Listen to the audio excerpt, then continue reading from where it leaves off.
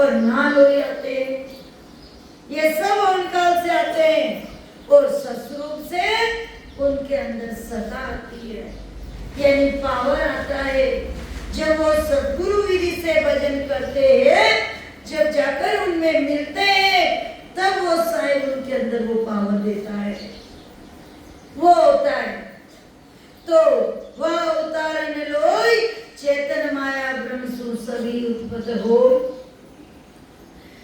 के चेतन को सुन जीवे फिर पांचों जगह मां मन निज मन रंग रूप ले दानो देव का दानो देव का ये सर्व जगह भाई होई ए आपस के माये सुख दुख लेवे दोई पार ब्रह्म तो या में नहीं ना आवे ना जा चेतन को सुन जीवे फिर पांचों जगह मां।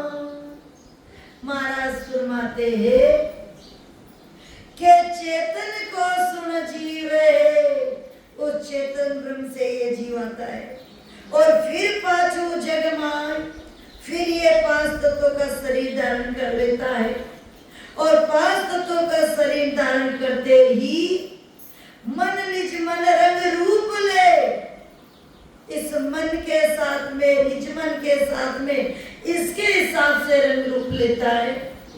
मन के साथ में है तो राम के साथ में है, निज मन के साथ में है तो राम के साथ में है। अब अपना ही विचार कर लो। दानव देव कहा, दानव और देवता कैसे कहलाए? जो असुर विचार थे तो फिर वो राक्षसी वृत्ति हो गई, असुर कहलाए, और जब वो अच्छे विचार धारण किए तो देवता कहलाए। भाई कंस में और कृष्ण दोनों वही थे ना, लेकिन कंस भी तो मनुष्य ही था ना, फिर वो कंस कैसे हो गया? क्योंकि उसके विचार असुर हो गए थे, उसने लक्षण वो धारण करने थे राक्षसों वाला है। और कृष्ण भगवान ने लोगों का उद्धार करने का, भला करने का विचार कर लिया, इसलिए वो भगवान हो गए हैं। तो फिर देख लो अपने अंदर में कौन सा विचार है। यदि अपने अंदर में स्वार्थ के बुरे विचार है अपने लिए, तो अपन असुर है। महाराज का देश करे सो दानु, 7 गज के अंग में पहले है दानु यानी राक्षस। तो अपना विचार कर सकते, अपन द्वेष करते क्या? राग द्वेष, तो फिर अपने अंदर में वही लक्षण है। तो इसीलिए महाराज मते दानु देव कहा। और यदि अच्छे विचार है, परोपकार के विचार है, तो देवता संत है। आज शेर साहब ने सबको भजन कराया, सुमरन का रास्ता बताया है, और इस जगह में रहने के लिए भैया बैठ के सुमरन करेंगे, ऐसा सोचकर सब जगह को जमीन भी बोलो। क्यों है? वो भी तो ये सोच करके धक्के करके बेच के खा सकते थे, लेकिन उनका भाव क्या था? इसीलिए वो साहिब कहलाए। वो साहिब क्यों कहलाए और अपन क्यों नहीं कहला रहे, इसमें क्या फर्क है? इस चीज का अपन ने कभी विचार नहीं किया है? क्योंकि उनकी वाहना थी कि सभी जीव ऐसे भजन करके सब अपने देश में चले,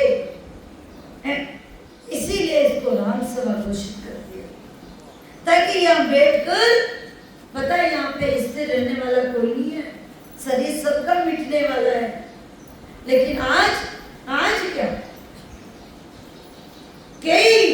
जब तक धरती रहेगी तब तक उनका नाम रहेगा। क्यों रहेगा? कि उन्होंने परोपकार, जीवों को तो परम पद की प्राप्ति करवाई है और ऐसा काम करके महाराज धाम पधारे कि ताकि अपन कितनी पीढ़ियां और चली जाएगी, जब तक भी आराम नाम होता रहेगा, सत्संग होती रहेगी, सुमरन होता रहेगा। जीवों का परोपकार सोचकर उनको पता था मैं साथ में लेके नहीं जाऊंगा, ये सब यहाँ रहेगी, लेकिन अपन लेके जाएंगे ना, शेरशाह तो नहीं लेके गए, अपन लेके जाएंगे। अरे ये सौभाग्य हर किसी को कहाँ मिलता है जो परोपकार में लगे, और वो भी ऐसा परोपकार लोग अपने समाज की, अपने गौशाला बनाने के आवेशा वहां पे भूमि दान कर देते हैं। फिर ये जगह तो अपने को पता है, तब वो भूमि कैसी है और कैसा तब हुआ हुआ है यहाँ पे। फिर ये सौभाग्य हर किसी को लेना चाहिए, ताकि उनका बदनामी नहीं, नाम होगा और लाखों बरस तक। इसीलिए महाराज मत ना, छोटे से जस के लिए, महिमा के लिए अपन लाखों रुपए खर्च कर देते हैं। और ऐसा उन्होंने क्या शादी की, करोड़ों रुपए लगा दिए।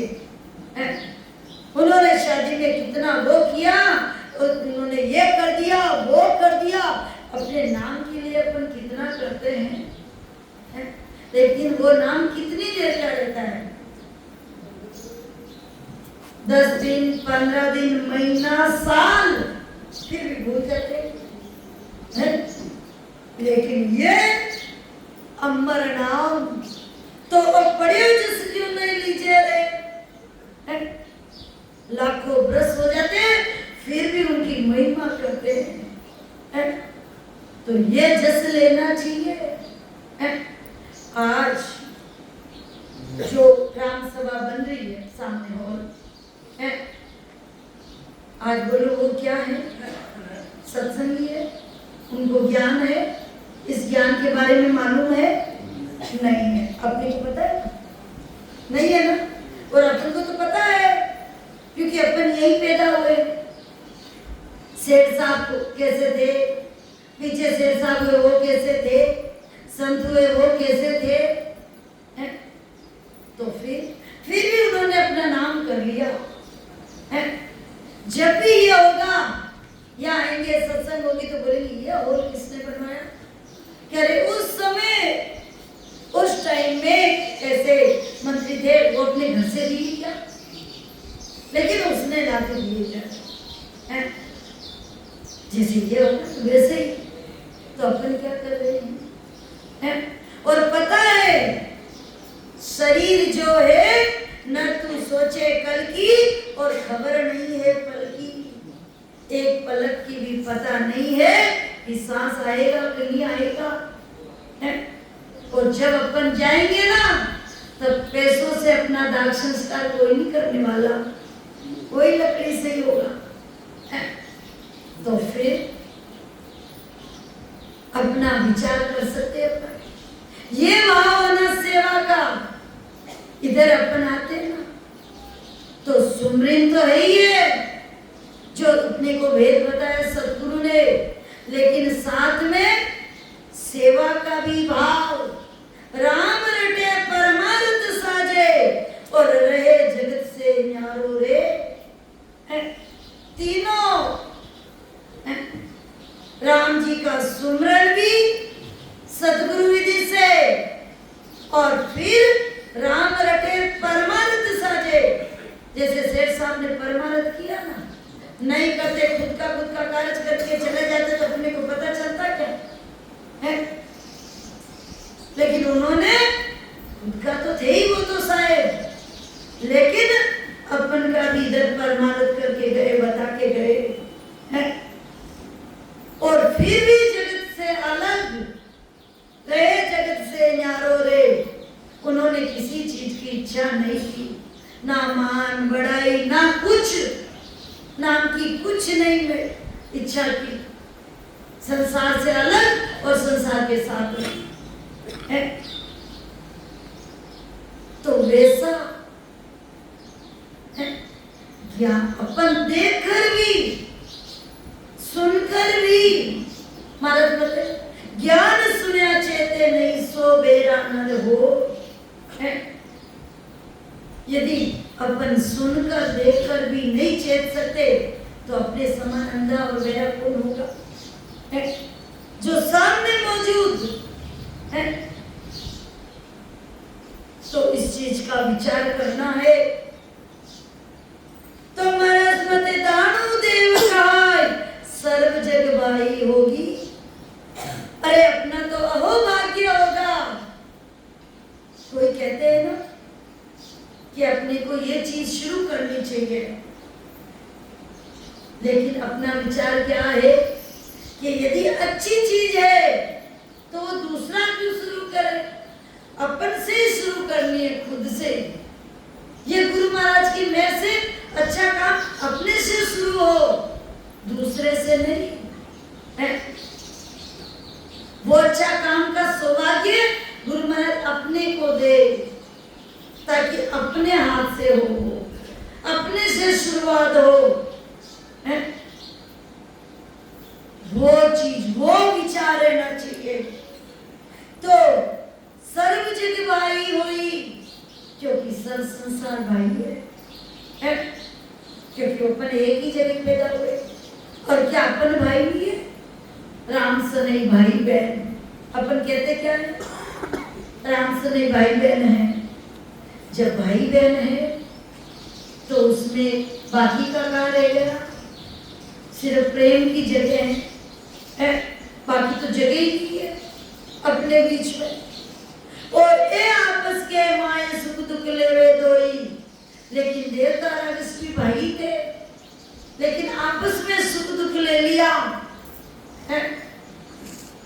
स्वर्ग का राज चाहिए था इसीलिए है, लेकिन साथ में भी तो रह सकते हैं ना है।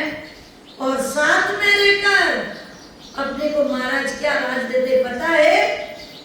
जो सबसे बड़ा राज है, अमरलोक का राज, वो राज देते ससुर का है। बाकी राज तो मिटने वाले हैं। आज कोई और तो कल कोई और, परसों कोई और है, लेकिन वो अटल राज वो देते हैं। अब अपने ऊपर है, अपने को क्या चाहिए है? तो पार ब्रह्म तो या में नहीं, ना वो आवे जा। महाराज मते तात्या, वो स्वस्वरूप नहीं तो आता है ना जाता है। और चेतन को सुन जीवे फिर पांचू जगमान, ये सब ओंकार से आते हैं। के जीवई मारे जीवे को जीवई देते आ, ओ तो जगेरो जीव को जीवई जीते आ, जीवई जीते हारे बात साची होई। पर तुम सब पर राव राम कहिए इम सोई। वशिष्ठ मुनि के राम जी सुन जगे बोहा, जीवई मारे जीव को जीवई देते आ। महाराज सुनाते हैं कि जीवी जीव को मारता आपस में, और जीवी जीव का आहार करता है। और ये सब जीव झगड़ा किसका? जीव का है।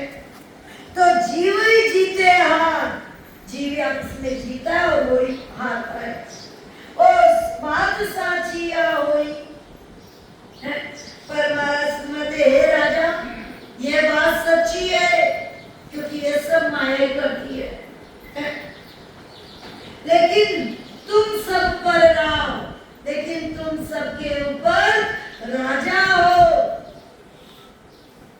फिर तुम्हारा नाम राम है।